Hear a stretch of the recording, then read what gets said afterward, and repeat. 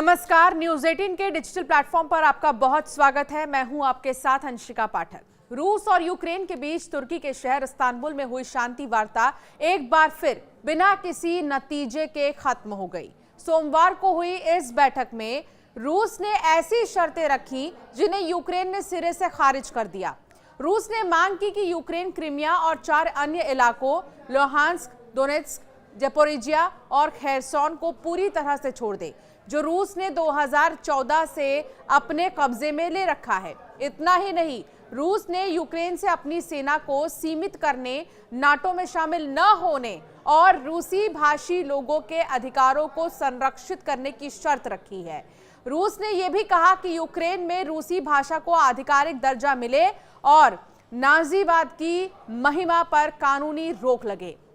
Ukraine ने इन मांगों को आत्मसमर्पण जैसा बताकर ठुकरा दिया और कहा कि रूस की ये शर्तें शांति की बजाय युद्ध को और लंबा खींचने की साजिश है। सबसे पहले ये जानिए कि इस बैठक में हुआ क्या। ये वार्ता मार्च 2022 के बाद दोनों देशों के बीच दूसरी औपचारिक बैठक थी, जो मुश्किल से 1 घंटे चली। दोनों पक्ष सिर्फ युद्धबंदियों की अदला बदली और मृत सैनिकों के शवों को लौटाने पर सहमत हो सके हैं।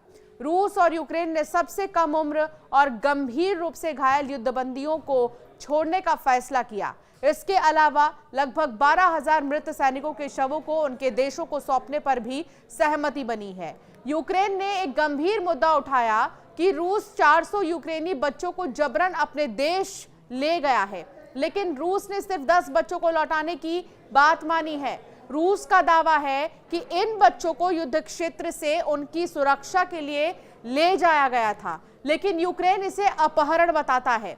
अब ये भी जानिए कि रूस की वो 2 शर्तें जिसे यूक्रेन नहीं माना। यूक्रेन ने अपनी शांति योजना पेश की है, जिसमें रूस के कब्जे वाले इलाके को अंतर्राष्ट्रीय मान्यता न देने, यूक्रेन की सेना पर कोई पाबंदी न लगाने और रूस से युद्ध के नुकसान की भरपाई की मांग शामिल है। दूसरी ओर रूस ने 2 विकल्प रखे जो यूक्रेन के लिए अस्वीकार्य हैं। पहला, यूक्रेन 4 इलाकों से अपनी सेना पूरी तरह से हटाए। दूसरा, यूक्रेन सैन्य तैनाती रोके, विदेशी सैन्य सहायता बंद करे और 100 दिनों के अंदर राष्ट्रपति और संसदीय चुनाव कराए। रूस ने यह भी सुझाव दिया कि कुछ इलाकों में 2-3 दिन का युद्ध विराम हो, ताकि मृत सैनिकों के शव इकट्ठा किए जा सके। अब एक सवाल यह है कि क्या ज़ेलेंस्की और पुतिन में फिर दोबारा बात होगी या इसे ही आखिरी समझें? तुर्की के राष्ट्रपति रेसेप ताइप एर्दोगन ने इस बैठक को सकारात्मक बताया और उम्मीद जताई कि वो रूस के राष्ट्रपति व्लादिमीर पुतिन और यूक्रेन के राष्ट्रपति व्लादिमीर ज़ेलेंस्की को एक मेज पर ला सकती है, जिसमें अमेरिका के राष्ट्रपति डोनाल्ड ट्रंप भी शामिल होंगे। ट्रंप ने हाल ही में यूक्रेन युद्ध को खूनी स्नान बताते हुए इसे जल्द खत्म करने की अपील की थी, लेकिन रूस का कहना है कि वो सिर्फ अस्थायी युद्ध विराम नहीं बल्कि लंबे समय का समझौता चाहता है। तो वहीं यूक्रेन का मानना है कि पुतिन शांति में दिलचस्पी नहीं रखते। एक तरफा बातचीत, एक तरफ तो बातचीत, दूसरी तरफ हमला लगातार जारी है। हाल ही में रविवार को यूक्रेन ने रूस के हवाई ठिकानों को निशाना बनाया, जिसमें 41 रूसी बम बरसाने वाले विमान तबाह हो गए। ये यूक्रेन का अब तक का सबसे तगड़ा हमला था। यूक्रेन के इस हमले से रूस को हुए नुकसान के बाद रूसी सैन्य ब्लॉगर और रणनीतिकारों ने यूक्रेन को करारा जवाब देने की मांग की है।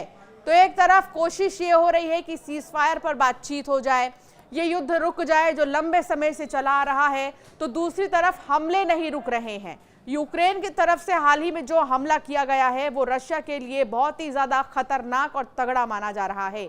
लेकिन अब सवाल यह है कि इस हमले का जवाब अब रूस कैसे देता है, क्योंकि रूस ने कुछ शर्तें जरूर रखी इस बातचीत में, लेकिन यूक्रेन के लिए मानना इतना आसान नहीं था उन शर्तों को, इसलिए अभी ये बातचीत नहीं हो पाई है। लेकिन खबरें ये भी आ रही हैं कि शायद इस महीने के आखिर में दोनों ही एक मेज पर फिर से आए और यहाँ पर क्या पता राष्ट्रपति डोनाल्ड ट्रंप भी हों।